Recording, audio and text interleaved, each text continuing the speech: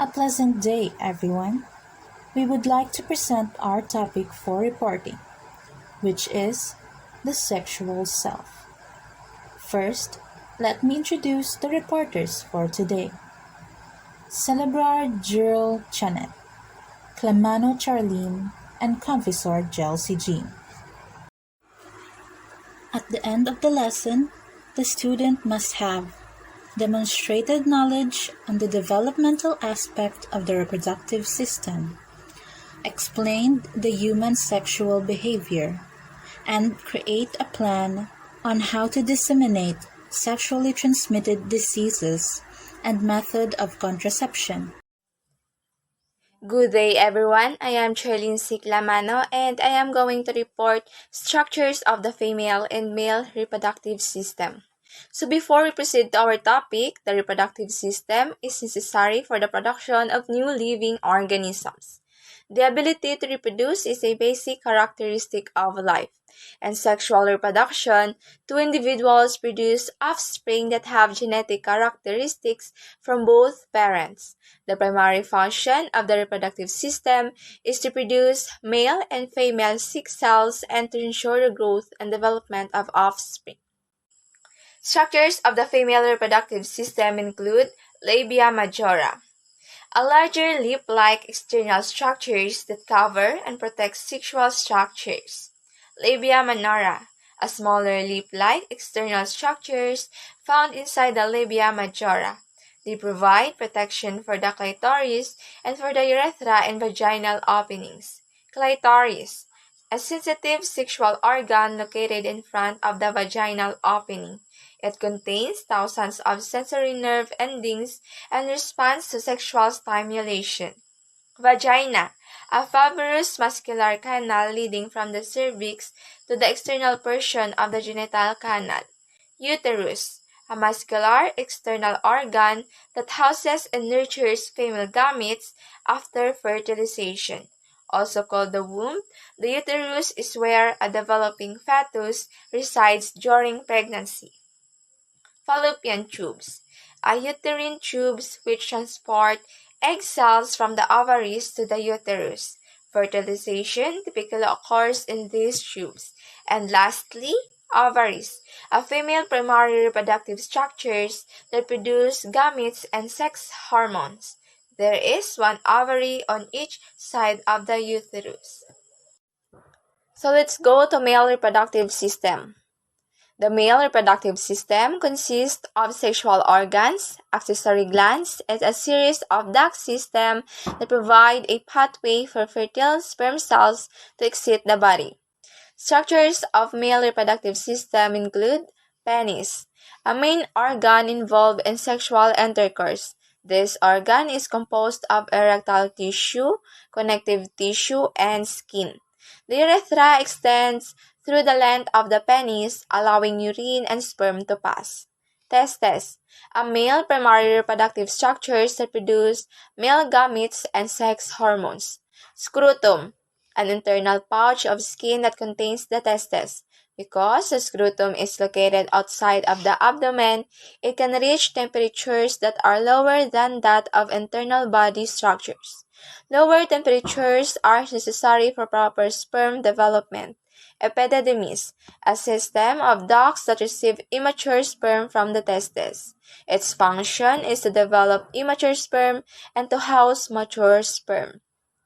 Ductus deferens or vas deferens, a fibrous muscular tubes that are continuous with the epididymis and provide a pathway for sperm to travel from the epididymis to the urethra. Ejaculatory duct, a duct formed from the union of the ductus deferens and seminal vesicles. Each ejaculatory duct empties into the urethra. Urethra, tube that extends from the urinary bladder through the penis. This canal allows for the excretion of reproductive fluids and urine from the body. Sphincters prevent urine from entering the urethra while semen is passing through. Seminal vesicles, a glands that produce fluid to nurture and provide energy for sperm cells. Tubes leading from the seminal vesicles join the ductus deferens to form the ejaculatory duct. Prostate gland, a gland that produces a milky alkaline fluid which increases sperm motility. The contents of the prostate empty into the urethra. And lastly, bulborectal or Cowper's glands, a small gland located at the base of the penis. In response to sexual stimulation, these glands secrete an alkaline fluid which helps to neutralize acidity from urine in the urethra and acidity in the vagina, according to Bailey R. 2019. Let's talk about the topic on how to determine the sex of a child. The sex of a child is determined at the time of fertilization of the ovum by the spermatozoon. The differences between a male and a female are genetically determined by the chromosomes that each possesses in the nuclei of the cells. One pair of the 46 chromosomes determines the sex of the offspring. The males have a pair of XY sex chromosomes and the females have an XX chromosomes. During meiosis or reduction division of the male cell, two kinds of germ cells are found, one half with X chromosomes and another half with a Y chromosomes among the 23 chromosomes contained in the germ cell. If the newly found zygote gets both X chromosomes from either parent, the resulting offspring will be a girl. If the XY pair is in zygote, the offspring will be a boy. Once the genetic sex has been determined, there normally follows a succession of changes that will result finally in the development of an adult male or female.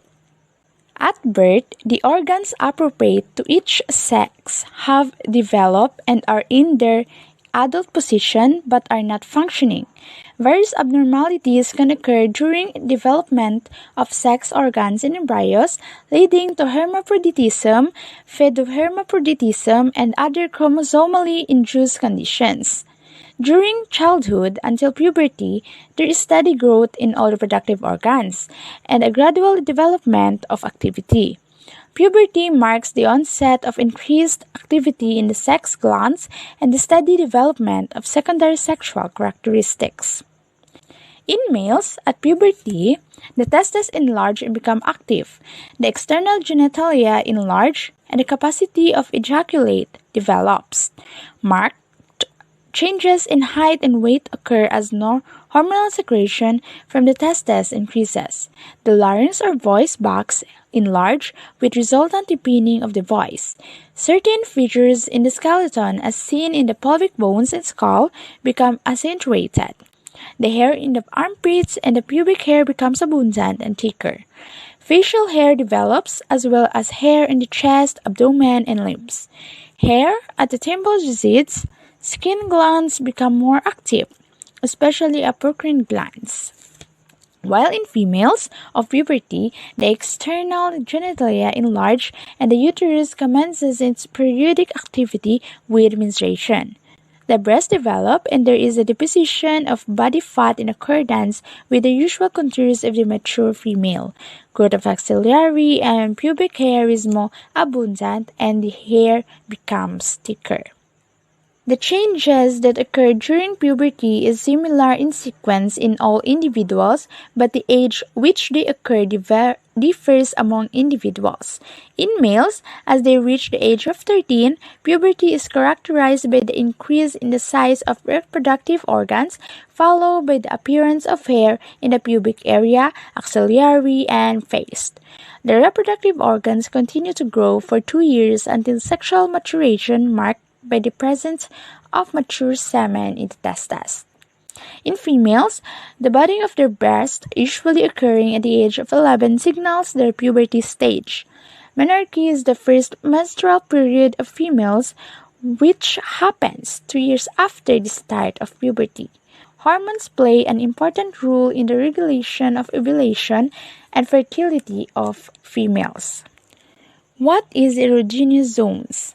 Erogenous zones refers to parts of the body that primarily receptive and increase sexual arousal when touched in a sexual manner. Some of the commonly known erogenous zones are the mouth, breast, genitals, and anus. Erogenous zones may vary from one person to another. Some people may enjoy being touched in a certain area more than the other areas. Other common areas of the body that can be aroused easily may include the neck, thighs, abdomen, and feet. Human sexual behavior. Human sexual behavior is defined as any activity that induces sexual arousal. It can be done solitary, between two persons, or in a group, which is known as social sexual behavior. When you say social sexual behavior, it is generally divided into heterosexual behavior, which is male with female, and homosexual behavior, which is male with male or female with female. If three or more individuals are involved, it is possible to have heterosexual and homosexual activity simultaneously. There are two major factors that determine human sexual behavior: the inherited sexual response patterns that have evolved as a means of ensuring reproduction and that become part of each individual's genetic inheritance, and the degree of restraint or other types of influences exerted on the individual by society in the expression of his sexuality. And now we are going to discuss the types of sexual behavior. First is the solitary behavior. It is a sexual behavior which involves only one individual. Self-masturbation is self-stimulation with the intention of causing sexual arousal and generally orgasm or sexual climax. Most masturbation is done in private as an end in itself, but is sometimes practiced to facilitate a social sexual relationship. Masturbation generally beginning at or before puberty and very common among males, particularly young males, but becomes less frequent or is abandoned when social sexual activity is available. Consequently, masturbation is most frequent among the unmarried. Fewer females masturbate. They tend to reduce or discontinue masturbation when they develop social sexual relationships. Majority of males and females have fantasies of some social sexual activity while they gratify themselves. The fantasy frequently involves idealized sexual partners and activities that the individual has not experienced and even might avoid in real life. Second is social sexual behavior. As stated before, it is generally divided into heterosexual behavior, homosexual behavior, or both hetero and homosexual behavior. Heterosexual activities frequently begins in childhood, and while much of it may be motivated by curiosity, such as showing or examining genitalia, many children engage in sex play because it is pleasurable. The sexual impulse and responsiveness are present in varying degrees in most children and latent in the remainder. With adolescence, sex play is superseded by dating, which is socially encouraged, and dating almost inevitably involves some physical contact resulting in sexual arousal. This contact, labeled necking or petting, is a part of the learning process and ultimately of courtship and the selection of a marriage partner. And now, let's talk about the sexually transmitted diseases. Sexually transmitted diseases, or STDs, are infections from an infected person to an infected person through sexual contact. STD can be caused by bacteria, viruses, or parasites. These are the examples of STDs: chlamydia, gonorrhea, syphilis, chancroid, human papillomavirus or HPV, herpes simplex virus or HSV2, and the last one, Trichomonas vaginalis. What is chlamydia? It is a common STD which is caused by bacteria called Chlamydia trachomatis. It can affect both men and women. Women can get chlamydia in the cervix, rectum, or throat. Men can get chlamydia in the urethra or inside the penis, rectum, or throat. The next one is gonorrhea. It is a sexually transmitted disease caused by infection with the bacterium Neisseria gonorrhoeae. It tends to infect warm, moist areas of the body, including the urethra, the tube that drains urine from the urinary bladder, eyes, throat, vagina, anus, female reproductive tract, the fallopian tubes, cervix, and uterus. Gonorrhea passes from person to person through unprotected oral, anal, or vaginal sex. The third one is syphilis. This is a sexually transmitted infection that can cause serious health problems. It is not treated. Take note of that. Syphilis is divided into stages: the primary, secondary, latent, and tertiary. A person with primary syphilis generally has a sore or sores at the original site of infections. These sores usually occur on or around the genitals, around the anus, or in the rectum, or in or around the mouth. These sores are usually, but not always, firm, round, and painless. While the symptoms of secondary syphilis include skin rash, swollen lymph nodes, and fever, the signs and symptoms of primary and secondary syphilis can be mild and they may not be noticed. During the latent stage, there are no signs or symptoms. Tertiary syphilis is associated with severe medical problems. A doctor can usually diagnose tertiary syphilis with the help of multiple tests. It can affect the heart, brain, and other organs of the body. The fourth one is chancroid, caused by infection with the bacterium Haemophilus ducreyi, which attacks healthy tissues in the genital area and causes painful open sores and pus-filled blisters. Its characteristics are highly similar to syphilis. The other one is human papillomavirus or HPV. It is a virus infection which is transmitted through skin-to-skin contact.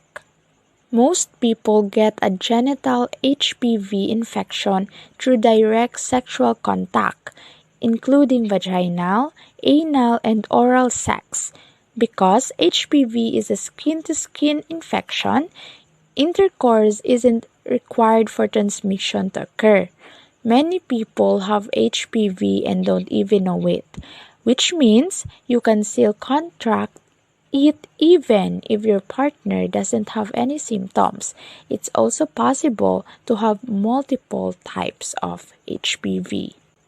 Next is herpes simplex virus or HSV2. Type 2 is among the most prevalent sexually transmitted infections, causing infection in the genital or anal area. Clinically, manifestations are characterized by recurrent painful genital and/or anal lesions. It was also shown to increase with age, though the highest numbers of people newly infected were adolescents. More women are infected with HSV2 than men. This is because sexual transmission of HSV is more efficient from men to women than from women to men. People infected with HSV2 may experience sensations of mild tingling or shooting pain in the legs, hips, and buttocks from the occurrence of genital ulcers. And the last one is Trichomonas vaginalis. It is a common sexually transmitted protozoal infection associated with adverse health outcomes such as preterm birth and symptomatic vaginitis. In women, this parasite mainly infects the vagina and urethra, the tube that carries urine out of the body. In men, the infection most commonly affects the urethra, but the head of the penis or prostate gland, a gland near the bladder that helps produce semen, can become infected in some cases. The parasite is usually spread by having unprotected sex, which is that sex without a condom. It could also be spread by sharing sex toys if you don't wash them or cover them with a new condom before use. At this moment, we are going to discuss about the natural and artificial methods of contraception. Natural method. The natural family planning methods do not involve any chemical or foreign body introduction into the human body. People who are conscious of their religious beliefs are more inclined to use the natural way of birth control, and others follow such natural methods because they are more cost-effective. First, we have abstinence. It is a natural method that involves refraining from sexual intercourse and is the most effective natural birth control method with ideally 0% fail rate. It is considered as the most effective way to avoid STIs. However, most people find it difficult to comply with abstinence, so only a few use this method. Second is the calendar method. It is also known as the rhythm method. It entails withholding from coitus during the days that the woman is fertile. According to menstrual cycle, the woman is likely to conceive 3 or 4 days before and 3 or 4 days after ovulation. The woman needs to record her menstrual cycle for 6 months in order to calculate the woman's safe days to prevent conception. Third, we have the basal body temperature. It indicates the woman's temperature at rest. Before the day of ovulation and during ovulation, BBT fails at 0.5 degrees Fahrenheit. It increases to a full degree because of progesterone and maintains its level throughout the menstrual cycle. This serves as the basis for the method. The woman must record her temperature every morning before any activity.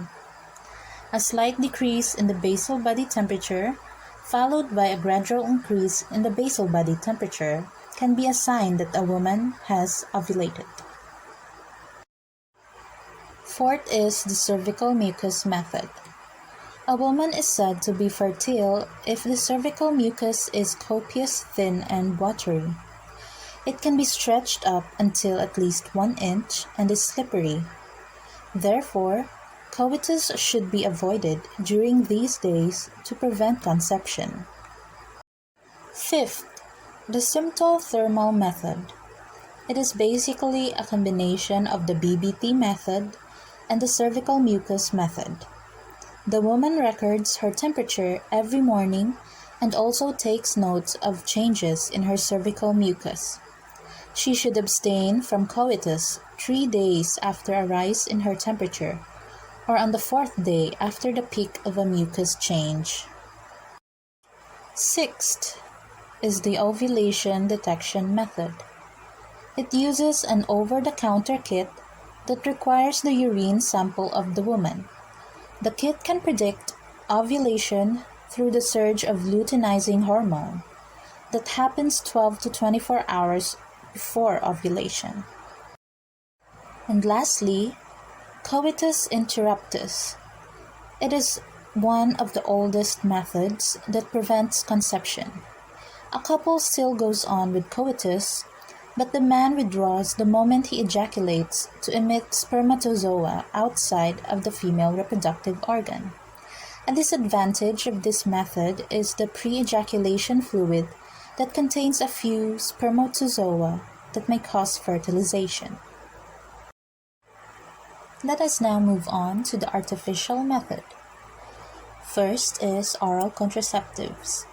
It is also known as the pill.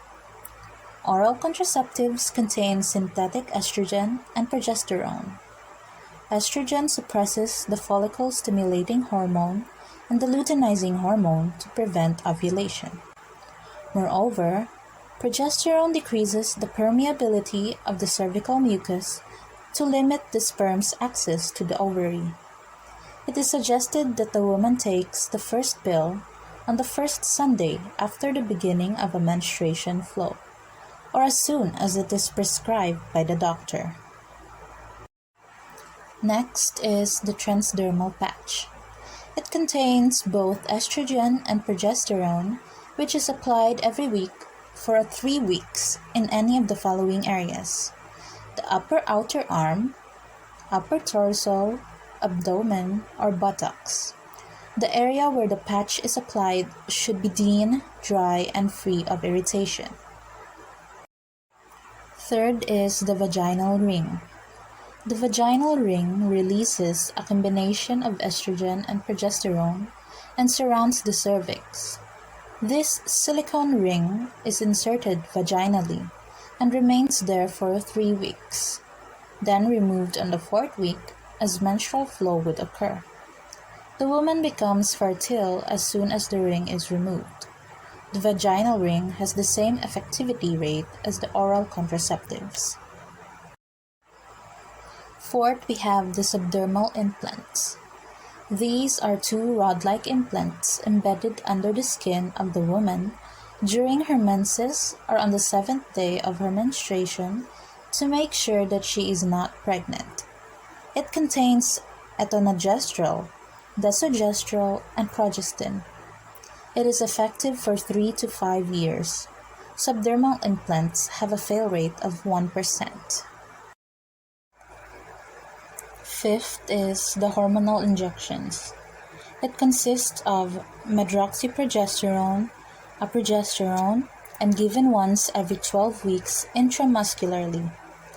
The injection inhibits ovulation and causes changes in the endometrium and the cervical mucus. After administration, the site should not be massaged, so it could absorb slowly. It has an effectiveness of almost 100%, making it one of the most popular choices for birth control. The woman advised to ingest an adequate amount of calcium in her diet, as there is a risk for decrease of bone mineral density, and to engage in weight-bearing exercises. Next is the intrauterine device. It is a small T-shaped object that is inserted into the uterus via the vagina. It prevents fertilization by creating a local sterile inflammatory condition to prevent implantation.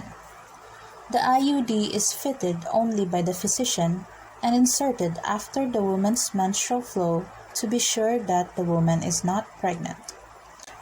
The device contains progesterone and is effective for 5 to 7 years. A woman with IUD is advised to check the flow of her menstruation every month and the IUD string, and also to have a pelvic examination yearly. Seventh, we have chemical barriers, such as spermicides, vaginal gels and creams, and glycerin films are also used to cause the death of sperms before they can enter the cervix, and also lower the pH level of the vagina so it will not become conductive for the sperm. These chemical barriers cannot prevent sexually transmitted infections. However, they can be bought without any prescription. The ideal fail rate of chemical barriers is 80%. Eighth is the diaphragm. It works by inhibiting the entrance of the sperm into the vagina. It is a circular rubber disc that fits the cervix and should be placed before coitus. If a spermicide is combined with the use of a diaphragm, there is a failure rate of 6% ideally and 16% typically. The diaphragm should be fitted only by the physician. and should remain in place for 6 hours after coitus. It can be left in place for not more than 24 hours to avoid inflammation or irritation. Ninth is the cervical cap. It is another barrier method that is made of soft rubber and fitted on the rim of the cervix. It is shaped like a thimble with a thin rim and could stay in place for not more than 48 hours. 10th, we have male condoms. The male condom is a latex or synthetic rubber sheath that is placed on the erect penis before vaginal penetration to trap the sperm during ejaculation. It can prevent STIs and can be bought over the counter without any fitting needed. Male condoms have an ideal fail rate of 2% and a typical fail rate of 15% due to a break in the sheath's integrity or spilling. After sexual intercourse, the condom is removed to be disposed. Lastly, we have the female condoms. These are latex rubber sheets that are specially designed for females and pre-lubricated with spermicide. It has an inner ring that covers the cervix and an outer open ring that is placed against the vaginal opening. These are disposable and require no prescription. The fail rate of female condoms is 12% to 22%. Surgical methods. The surgical method have a different procedure. Vasectomy for male and tubal ligation for female. So vasectomy is done to males, which is executed through a small incision made on each side of the scrotum. The vas deferens is then tied, cauterized, cut, or plugged to block the passage of the sperm. This procedure is done with local anesthesia, and the patient is advised that mild local pain can be felt after the procedure. Use of backup contraceptive method is advisable until 2 negative sperm count results are performed because the sperm could remain viable in the vas deferens for 6 months. There is a 99.5% accuracy rate for vasectomy and has a few complications. Tubal ligation. So tubal ligation is applied to women and performed by occluding the fallopian tubes through cutting, cauterizing, or blocking to inhibit the passage of both the sperm and the ova. After menstruation and before ovulation, the procedure is done through a small incision under the woman's umbilicus. A laparoscope is used to visualize the surgery, and the patient is under local anesthesia. The woman may return to her sexual activities after 2 to 3 days of the operation. Educate that menstrual cycle would still occur and make sure that coitus before ligation is protected to avoid ectopic pregnancy. The effectiveness of this method is at 99.5% according to BSEd 2016. You have reached the end of the reporting. But before you leave, we would like to ask you 2 questions. First, we have here the lyrics of the song If I Were a Boy by Beyonce. The question is, what do you think is the message of the song? For the second question, what do you think is the right age to marry for male and female? Please state your answer. And that concludes everything. Thank you for watching.